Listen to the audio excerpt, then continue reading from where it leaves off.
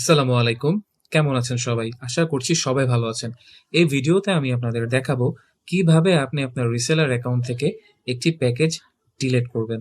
তাহলে চলুন কথা না বাড়িয়ে সরাসরি কাজে চলে যাই। আপনি যাদের থেকে রিসেলার প্যাকেজটি পারচেজ করবেন, WHM অ্যাক্সেস করার জন্য তারা আপনাকে একটি ইউজার নেম এবং পাসওয়ার্ড দিবে। সেই ইউজার নেম এবং পাসওয়ার্ড ইউজ করে আপনি আপনার WHM প্যানেলে লগইন করুন।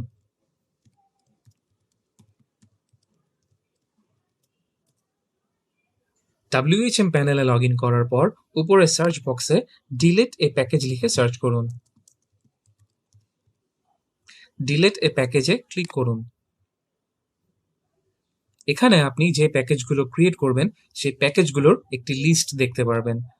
যে প্যাকেজটি আপনি ডিলিট করতে চাচ্ছেন সেই প্যাকেজটি সিলেক্ট করে ডিলিট বাটনে ক্লিক করলেই আপনার প্যাকেজটি ডিলিট হয়ে যাবে।